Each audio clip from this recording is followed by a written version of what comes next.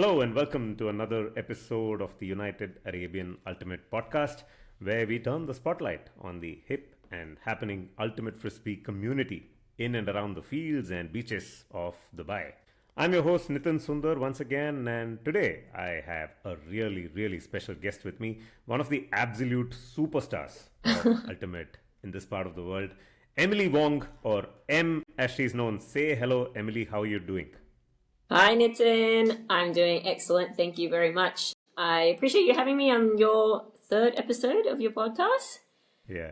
Well, the pleasure is all mine. The pleasure is all ours, I should say, because by appearing on this podcast, you just raised the profile of not just this podcast, but Dubai Ultimate, of Ultimate Frisbee itself, I would say. I mean, yeah, that's probably stretching it a bit, but it's really a privilege to have you on the podcast, Em. And for people who snack on Ultimate Frisbee, watching content, a little bit of clips here and there, it's very likely that you've seen Emily on those clips, setting the fields on fire across the world.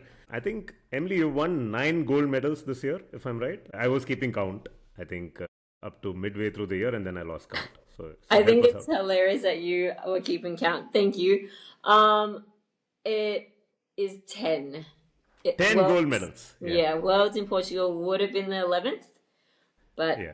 9th in the world is pretty damn good. So, Well, why don't you list it out for us so that that gives everyone a flavor of just the globe-trotting ultimate champion that you are. So tell us, okay, what are the tournaments? Where have you been winning? sure. So this year started with a local tournament in Sharjah. So that was Proteus. Yeah. And that was, I think, in February. Then in March, it was Baraka Open and the sandy beaches in Philippines. And then in April, it was back here for the Dubai invite. Then later that month, we went to Italy and played Paganello. Yeah. Then the following weekend, we went to Spain and did a back-to-back with the same team. That was really cool, at Copatanga. Yeah. And then what was after that? I think it was Uzbekistan. No, something No, before that. then we went to China, Yeah, and of course. to play the Lingnan Open.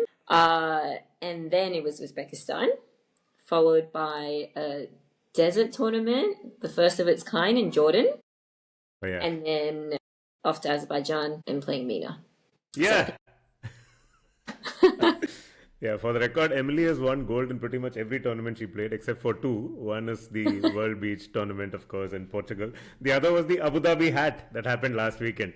I showed up at the tournament, and the moment I realized that I was on the same team as Emily, I jumped in joy because I thought, okay, finally, here is my chance to win a gold medal, because Emily doesn't settle for anything except gold. But I think I ended up jinxing you and cut short your run of gold medals for the year.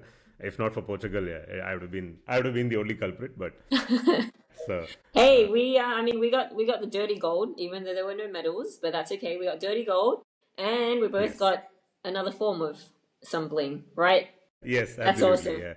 Yeah. So both of us happen to be on the Mythical Five. So I hope, Emily, next year when you go around the world playing all these wonderful tournaments, you will take a friend along with you to join you and to travel the world. Imagine winning in so many tournaments that you actually forget. You're just listing out tournaments and then you're like, oh wait, where did we go after that? Oh yeah, we went to China. So China is suddenly an afterthought. That's how far and wide Emily has traveled just in this last 1 year, along with JLo, Jason Lopez, the two of you setting quite the ultimate traveler's lifestyle goals, right? So, Emily, of course, is new to Dubai. It's been, roughly a year now since you moved to Dubai from Southeast Asia. So, how are you Yeah. liking it here? Yeah? So far so good. So I moved over end of January, as you say, almost a year now, and time has flown. Can't say that this year has panned out the way I thought it would, with all the travel and the opportunities to play all over. Honestly, a lot of the stuff came up as and when, and being the spontaneous person I am, it's just, how my years panned out. So, look, it was easy to settle into Dubai. I think, it's safe to say that just people here are super welcoming. Everyone's ready to lend a helping hand. And, whether it's life, big things or small things, big questions, small questions, like there isn't any problem that, someone won't help out with. So for me, I came first, came in blind to be honest. Didn't really know that many people, didn't Yeah. know anything about Dubai, did no research, and just sort of hopped over. But yeah, it was, I think it helped having a job already. So, that level of stress was removed. But yeah, I was very fortunate to immediately find friends and a really welcoming community in, the Ultimate Frisbee community here. And I mean, I played a number of years and lived in a few countries, traveled a lot. So I know that the Ultimate Frisbee community all over the world is special. And I knew it wouldn't be any different here. But I really have felt a lot of warmth from the community here, and it's been a really wonderful year. So yeah, all around, it's just been an excellent 2025. So lots to celebrate this year.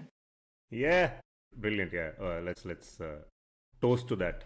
It's been great to, of course, have you here and part of the Ultimate community. For people who don't know, Emily is the captain of Landmine, which is the team that won MENA. So that's pretty much, while she has won all these wonderful tournaments around the world, it's when you actually win MENA that, people give you a lot of respect and wasta, so to speak, in Wasta, UAE. yes. So, yeah. Yeah, great way to cap off what's been a wonderful year for you in Dubai, having you around and all of that. But let's talk a little bit about what happened or your ultimate journey before you came Sure. to this part of the world. Yeah, so Okay. tell us, starting with, you played everywhere. Just in this one year, you've played in so many countries, but tell us Yeah. what happened before 2025. Yeah. Okay, yeah. So I guess it goes back there a fair way. So maybe I'll just start with a lot of people ask how I started playing, and I think the stories are generally quite similar. Either, you were tossing a frisbee one day and then you discovered it's an actual sport and then you started playing it, or someone would have seen you play something else and introduced you to play. So for me, it started way back. I used to be a swimmer, and we were at university games, and I just remember thinking to myself, swimming is not it. University games is for partying and, going all night, getting absolutely shit faced. Oops, you can censor that. And when you're swimming, when you're a swimmer, you have to get up early in the morning to do your heats, and you're completely drunk still. So that just didn't bode well. So then I decided I needed a team sport, and I needed one where the focus was really just about having a great time. Ultimate Frisbee is exactly that. What I didn't realize was how competitive it could be. So I started playing the sport thinking, yeah, this is great cardio. There's just an immense amount of running, and I'm a swimmer. I don't really run. So yeah, for me it was just excellent cardio work, and then I started to get to know the community in Australia. So this is back in Sydney, where I'm originally from. So you did university in Australia, and that's Yeah, where you started. Yeah. yeah, Okay. in UNSW, and some uh, players across different universities in New South Wales. They we got to know each other, and they invited me to join their club team called Frisky. So Frisky is a Sydney-based mixed team. Super fun. The most incredible bunch of people who have played a lot of Ultimate together throughout high school. So they've got excellent chemistry and just like a crazy fun bond. So that's where I started, and it was just nothing but laughs and fun, and yeah, that was what it started off for me as. And then I got a taste of women's Ultimate not long after, and I'm really giving you the history of it all. So there was in Australia, Ultimate has been around for a much longer time than I think it has been in Southeast Asia and the UAE. I somehow find myself playing nationals with one of the top women's teams. They were so big, that club, they had 3 teams, and I was on the third developmental team, where we would go to get games wearing tutus and just have a grand time. So that was my first taste of women's Ultimate. I was like, wow, it's so diverse. It's competitive. You've got like one club, but with an elite team, then the intermediate team, and then Yeah. development team. So that really I had a lot of exposure in Sydney, I would say, and there are a lot of veterans who did a lot of work. And I think what was incredible for me, just to see how long these athletes continue to play. So a lot of them had represented Australia at the highest level of World Games maybe a decade ago, and here they are still, Yeah. running clubs, bringing young blood into the community, and that for me was really cool.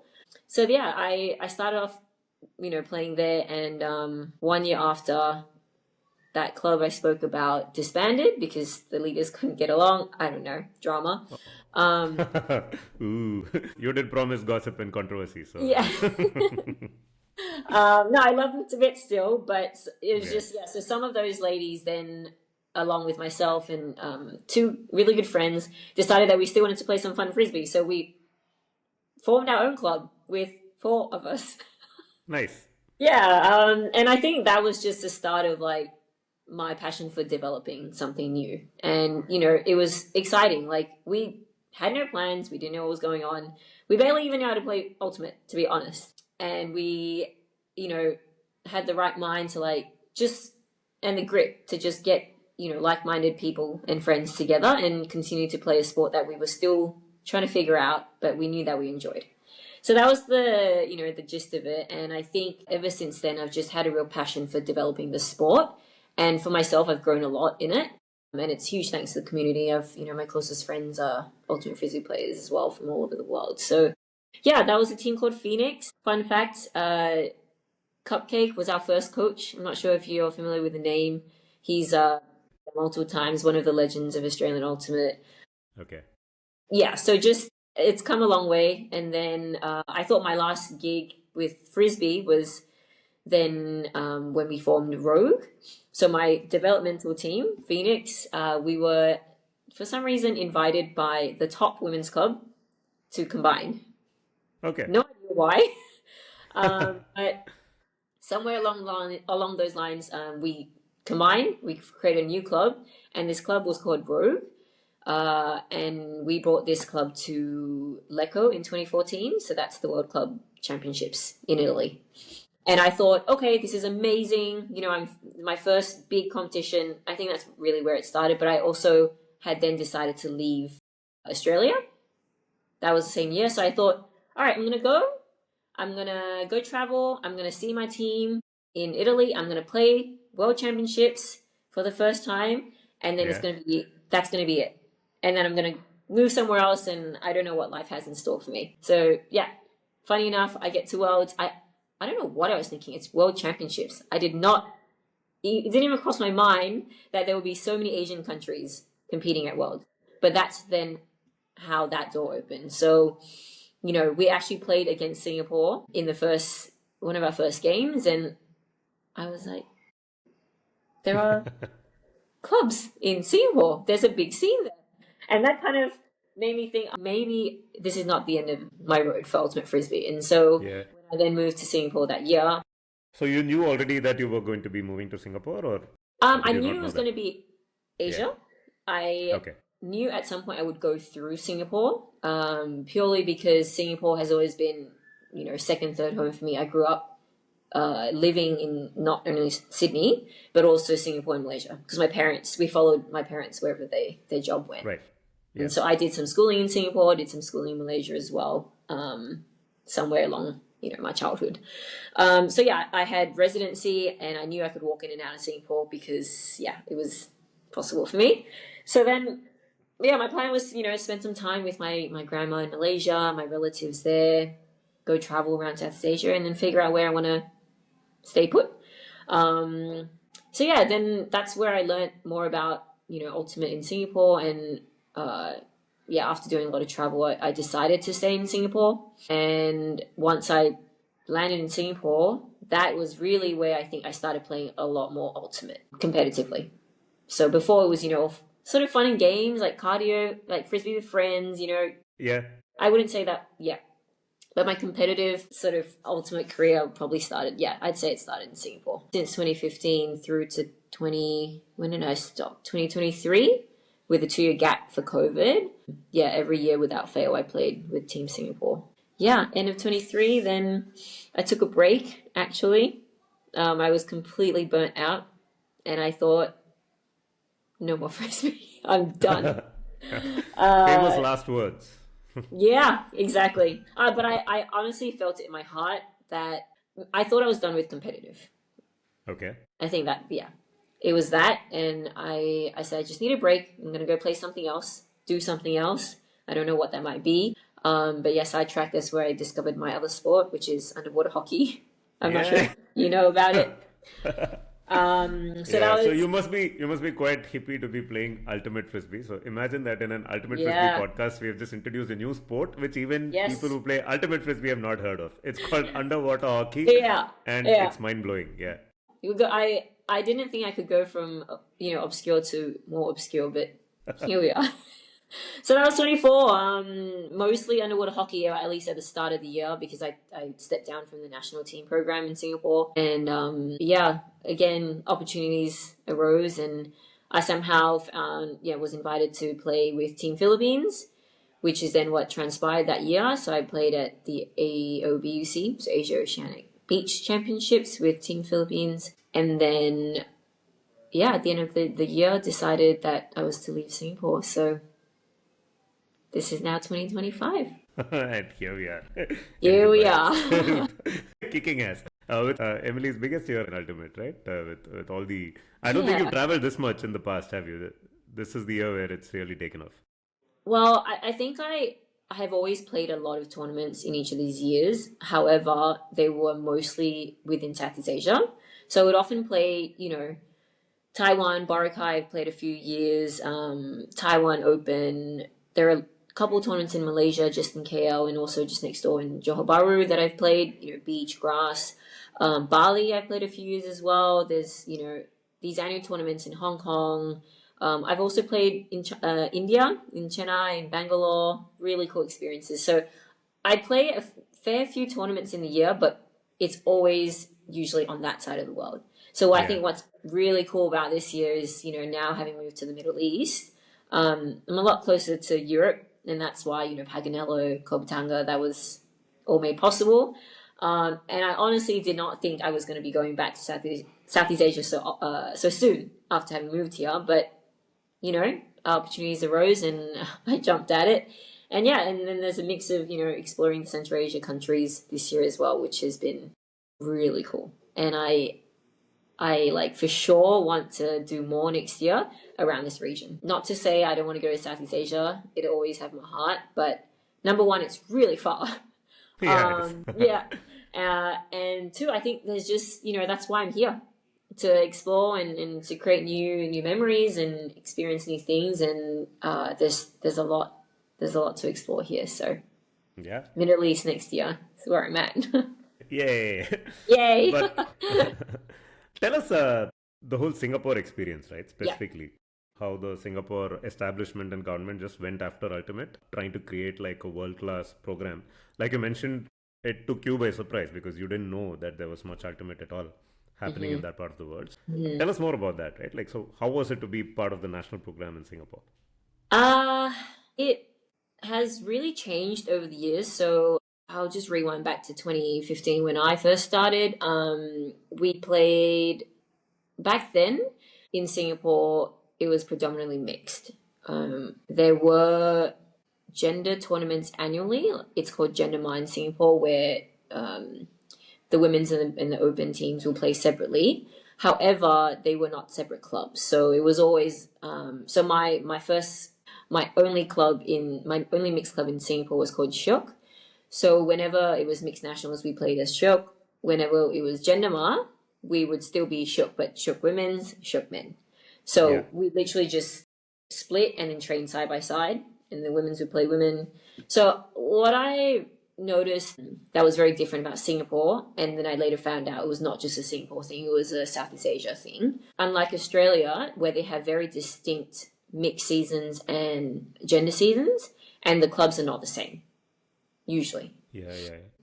This is what Singapore didn't have. So they were always focusing on mixed, and they would train mixed most of the year. And, Okay. sometimes maybe only a couple of weeks before gender ma, they'd be like, oh, gender's coming. Boys, you train there, and girls will train here. Okay. So that didn't allow for, the women's scene and the open scene separately to grow independent Right. of each other. Right. I think it's hard because in general, it's hard to find enough women for a mixed team, especially in a Yeah. smaller country as communities grow. But yeah, in Singapore, the numbers were there. They just weren't focusing on gender. The Okay. reason, I don't know.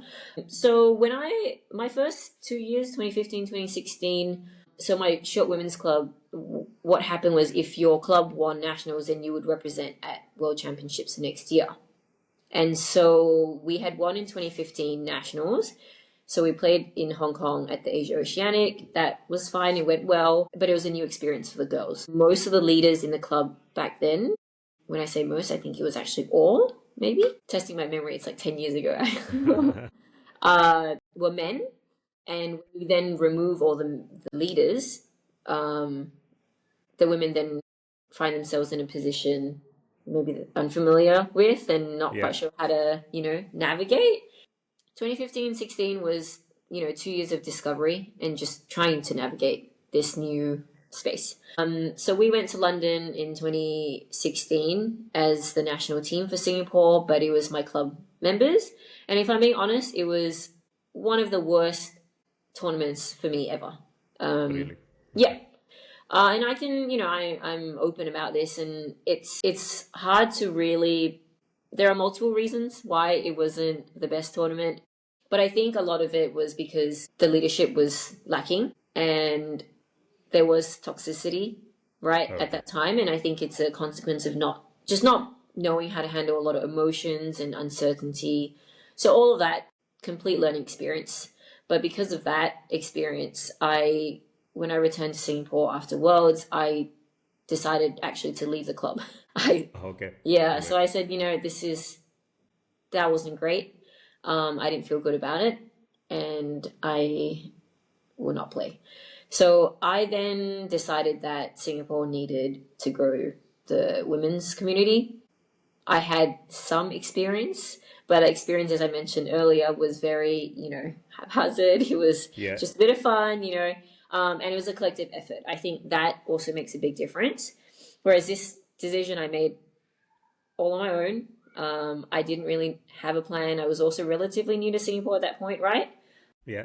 And I was very hesitant to also just come in to the community and sort of say, no, I think it should be this way. Yeah. I felt like I was still sort of the foreigner.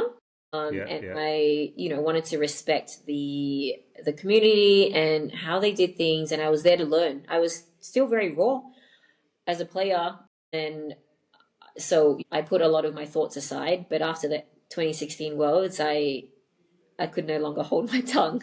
So I stepped out and I thought, okay, I'm just going to build a women's team from scratch. I don't even know how, but let's just try. So that was the birth of my women's team called Havoc. Havoc.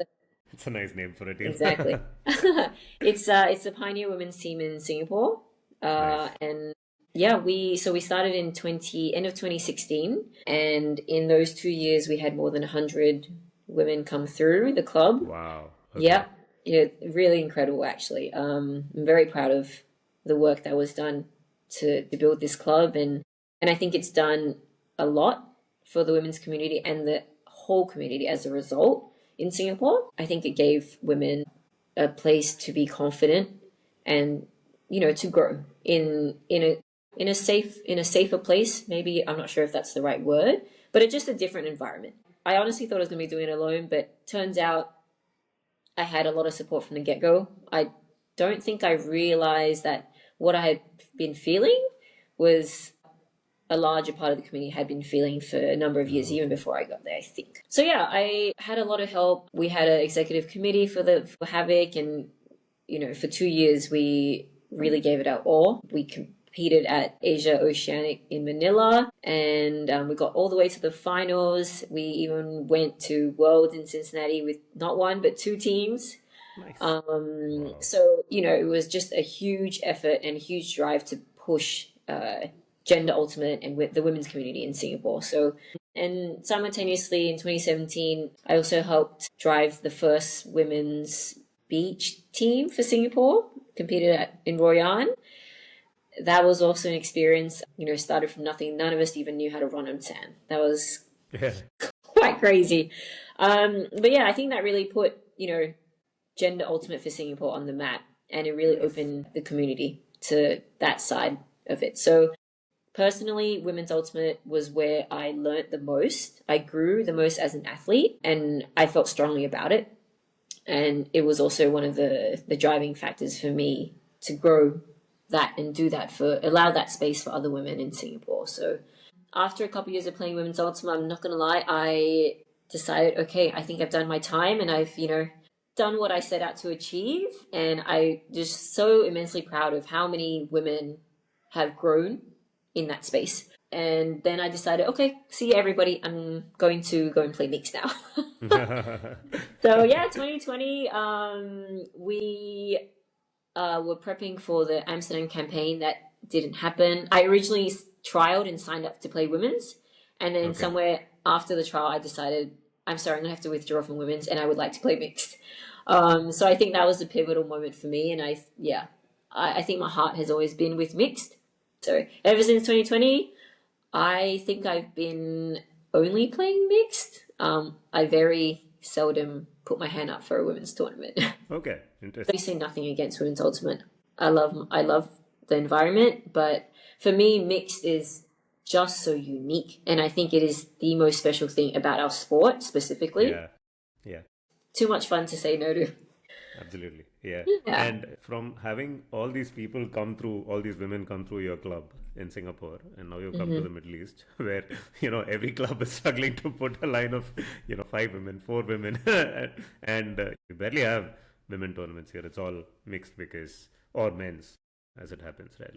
So it's just one of those things. But as we transition in your journey from, having played a lot of women's to mixed, you have to tell us about JLo and you, and how that came about, and whatever you want to share. So well, so we met in Singapore. I think it was 2015. I actually don't remember. I want to say it was end of 2015. Okay. No. And you met on the field. Well, so we both played a tournament called Chennai Heat. I'm not sure if you've heard of that one. It's my city, by the way. Oh, yes, okay. So the legendary 7v7 beach tournament, I don't know if anybody else does it in the whole world, because it's crazy talk. Yeah. But that's a tournament that we met at. A mutual friend of ours, invited separately, and must have been Sid, obviously, right? So that's that. Yes, exactly. Yeah. And Sid, you guys actually go way back. So we were invited by Sid separately, and to cut the long story short, and you can do your cross checks with JLo after, but he may or may not admit it. He had originally pulled out of the team. Then when Sid asked him again, he looked at the team list again, and suddenly my name was there. And he'd seen me because there was a previous tournament in Taiwan that one of his best friends had organized, and he'd seen my photo, and when he saw my name, he was like, okay, I'll play Chennai Heat. So then somehow we contact each other. I thought he just wanted to prepare, like train for the tournament, which I was obviously more than happy to do, but I didn't know he had ulterior motives. Okay, nice. All right. So yeah, that's how we got to know each other, and I guess you say the rest is history. But it's interesting, fun fact, so JLo actually used to play a lot of ultimate frisbee for Australia. And we have a lot of mutual friends. We just didn't know about it. So he would fly to Australia for training camps. And I mentioned earlier Rogue, my first World Championships. He was actually there playing with an Australian team. Obviously then hanging out with all the Aussies. Hence we were hanging out with the same people but never introduced. Interesting. Yeah. But that's what he says. He says that he didn't know of you or know you. But that's a good point. I've never asked about that. It was a long game. And so now you guys together, of course, travel the world, play for all these various teams that obviously love to have you. Who wouldn't love to have people who come on board and just win the gold and, then go somewhere else to win the next gold? Let's come to Landmine then. Bring the focus back to Dubai and your latest win, of course. Mm-hmm. It's a new team, right? It's of course, there are a few familiar faces from Dubai Ultimate, but it's a team that you've kind of assembled, I would say, in the last, 3 months leading up to the MENA tournament. And you coached by JLo, captained by Emily, all the way to the gold at MENA. Tell us about that journey. How did this team come about? And how did you pull this off? Yeah. So when we first came, we actually decided that we were just, we were going to play some recreational frisbee. Nothing serious. And so we started off playing with tiki-taka, and then we played some days with UJ, with TBD. Actually, I think we've now played with every Dubai club. Yeah. Yes, yes. I think our focus in 2025 was more just to, explore this side of the world. We weren't really thinking heavily about, I guess, growing or doing what we had done in Southeast Asia for UAE. We were, knew like we didn't really know what to expect. And I think it honestly happened by chance. We hadn't really thought about playing MENA, if I'm being honest. We saw that the clubs were talking about MENA, and each of the clubs were training very hard for, Dubai Invite and then subsequently MENA. But we never really committed. We never fully committed to the idea of playing in MENA. And then, to be honest, I think it happened very randomly and very spontaneous. This new team, we're very good friends, obviously, with the Brados. I played with them, the AOBUC last year, and yeah, they're great guys, and so we hang out. And I think it was just a passing remark, like, "Hey, we should play MENA." Yeah. And then, to be honest, I thought they were kind of joking at the start because I can't remember the exact timeline, but I think they had just decided to leave Tiki Taka, and I thought, okay, maybe they just want to break for the rest of the year. It was never planned, nothing was ever discussed. So yeah, just a passing comment of, hey, look, maybe we should. Let's play. But I think logistically it didn't make sense because we would have been 6 people, one female, and 5 men. It's like, how? With that lineup of with just those 6 people, you probably might have still won a medal. That's how good those 6 names are. The Brados, of course, it's what Rico, Bochok, Marlo, and Akep. Exactly. Right? So exactly. Yeah, the 4 superstars from Philippines were flying all over the place, jumping, flying, skying, and throwing. Yeah. And then there's JLo and Emily. Yeah, so it's a perfect lineup. I mean, you're right. It's not a weak line, but also there's only one female. It just at that point I couldn't actually picture how it would work. So I mean, we kind of joked about it and said, "Yeah, wouldn't it be fun? We should play together. It'd be fun." And then the next question was, okay, how do we get at least 2 more ladies on board, because this isn't going to work otherwise. Yeah. And so, yeah, it kind of just all happened really quickly, very spontaneously. And the name Landmine, a few people have asked why Landmine. Yeah. I think people have their, own stories of why we came up with this team name. But funny enough, there wasn't a whole lot of thought to it. It was literally, MENA, we're going to play MENA 2025. MENA. We threw that word around, and then the Filipino boy said, actually, MENA in Tagalog means landmine. Oh, really? Cool, let's be called MENA. Let's be called Landmine. Okay, cool. Let's just roll with that until we figure something out.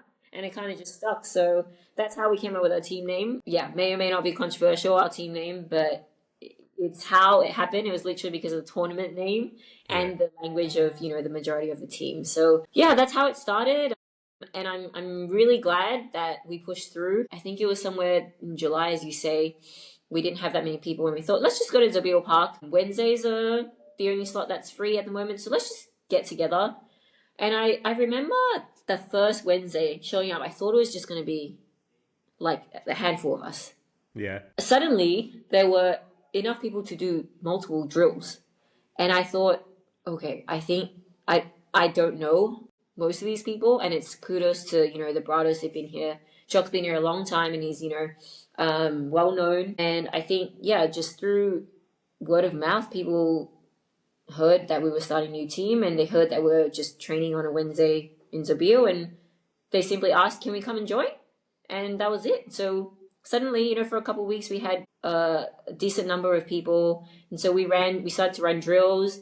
We didn't really know who was here to stay, who was here to just, come for a run around. And at the start, when I first saw how many men there were, I thought, okay, we're going to have to run trials, because we went from having 5 guys to way too many guys and still not.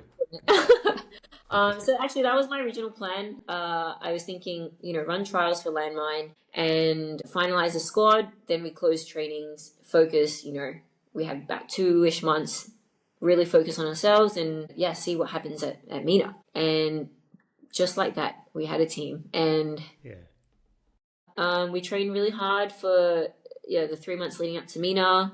At the start of the season, call it season, at the start of this campaign, Yeah. I said to the team, hey, tell me what you want to achieve out of this, right? Because you're here for a reason. So let's hear what that reason is. After leading a lot of teams over the years, it's important for me that every person on the team is there for their own purpose. And it can be whatever reason. But yeah, it helps, I think, bring the team together, and it gives the athletes a goal, to work on. Otherwise, like I'm talking personally now, I cannot just train day in, day out without a goal. So Yeah. Okay. for me, it's been off season for a while, and I take my off seasons very seriously, because when I start training, I'm all Yeah. in, and I'm training Interesting. for a goal. I'm training for something specific, and I feel strongly about taking off seasons and breaks, to refresh, to reset, to realign goals. They might have changed. Otherwise, the burnout will happen, and I've experienced that not once, but a few times before. So I speak from experience. So that's what I really wanted for this team, and I think setting the goals individually and then deciding that as a team what we're here to achieve really help pull the team together in a short period of time. I see, I guess, over the years that sometimes in a campaign it doesn't end well at the end if the team does not set the goal themselves. Sort of like they're here, they've joined the team, but what I don't know, maybe the coach or the captain wants to achieve is not aligned at all. And so then the whole Yeah. experience can become just not enjoyable. So yeah, that's what we really tried to bring to Landmine. No doubt there's a fun aspect, but JLo always says, winning is fun. Winning is the most fun thing. Yep, and he's not wrong, but just how you get there, I think, as long as everyone's on the same page. And so that's definitely how we led Landmine, make sure everyone's on the same page. And once you're able to establish that, during trainings, there's no room for uncertainty, because if you stuff up, you know that, okay, we messed up, let's tackle that, and we mean business here. And I'm talking specifically about Landmine because we actually set the team goal. Everyone individually wanted to win MENA. Okay. And I didn't know that was the goal for everyone. I mean, I play to win, JLo plays to win, Chok plays to win. But that doesn't mean that all 15 other teammates want that same thing. So it was just so nice that we all had the same goal. And yeah, everyone really worked hard for it. Everyone pitched in, everyone showed up and gave it their all. So I couldn't be more proud of what we achieved. Yeah. It's been a Lovely. crazy 4 months. Yeah, I think it takes this level of thoughtfulness and intensity if you want to pull a campaign together in 3 to 4 months. So hats off to what you guys have pulled off in a very short period of time. You said you take your off season very seriously. So does this Yeah, mean Landmine is not training anymore for 100%. Yeah. We haven't trained since, the week before MENA. Yeah. The team have been asking. I think they actually asked me the week after winning MENA. So when's training? And I said, next year, guys, 2026. They thought I was joking.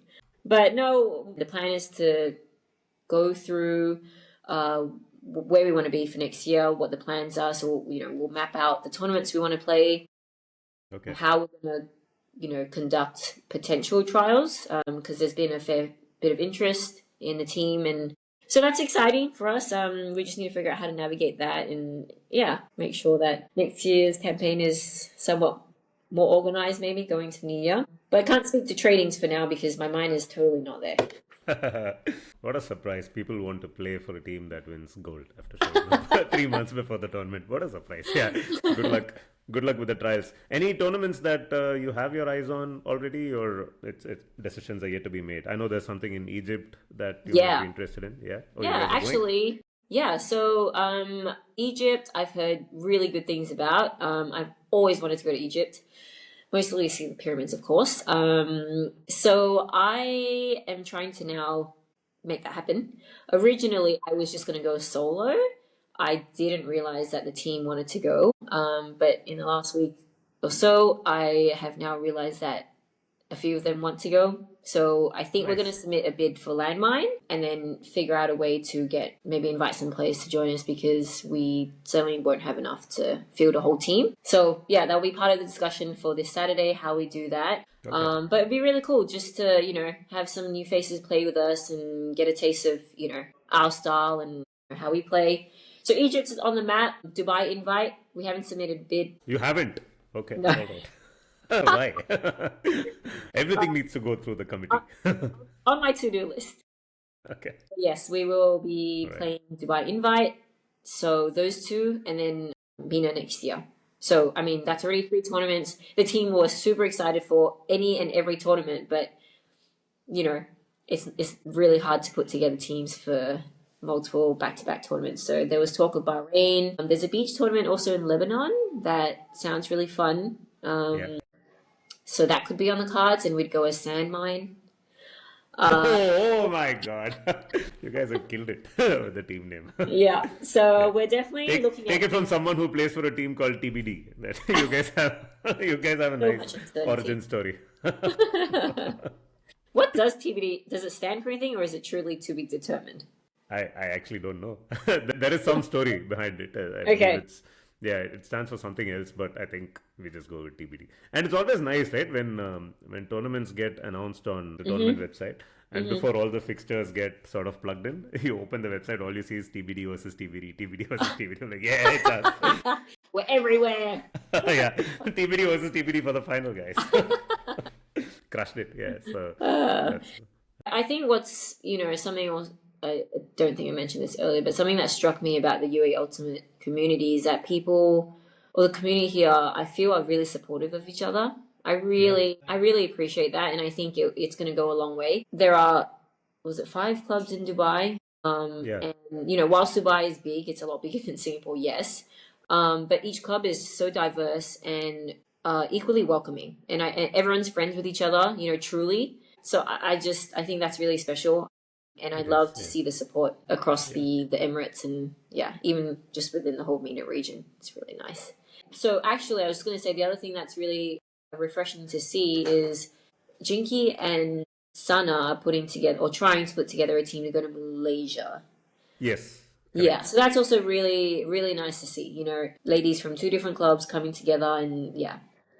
So yeah, I wouldn't say never, but sometime in the near future, I think a women's team from UAE could happen. Looks like Emily is going to Malaysia after all. Looks like I'm only playing mixed forever. No. Famous last words. Famous last words again. Yeah. So we'll see. We'll see how that So, goes. Cool. Yeah. On that note, I think we can wind up this episode. It's been a Okay. great 1 hour chatting with you, Emily, about your stories and the various medals that you've won. And here's to winning more medals in 2026 and traveling Thank the world playing you. Ultimate with JLo and with other friends. Yeah. Thanks so much. No pressure. Honestly, I'm doing it for the fun, and did not know until you mentioned it about the count. It didn't even cross my mind. I'm being honest. So Yeah, we only have 10 fingers. So, I mean, beyond the stage, we all give up, right? So it's okay. No judgment. no, I appreciate it. Thanks so much for having me. It was really Yeah. fun talking to you. Likewise. Yes. Thanks, Emily. Thanks, Nitin. Thanks for listening to us, and do let your friends across the world who play or follow Ultimate to hit subscribe on this podcast. And maybe whenever you come to Dubai, you could catch up with myself or Emily and join us for one of these fun games. Even if it is off season, Emily will be able to connect you to other people who are playing Ultimate through Absolutely. the year on the fields and beaches of Dubai. Until next episode, this is Nitin Sundar signing off on behalf of Emily as well. Thank you. Bye bye. Thank you. Bye.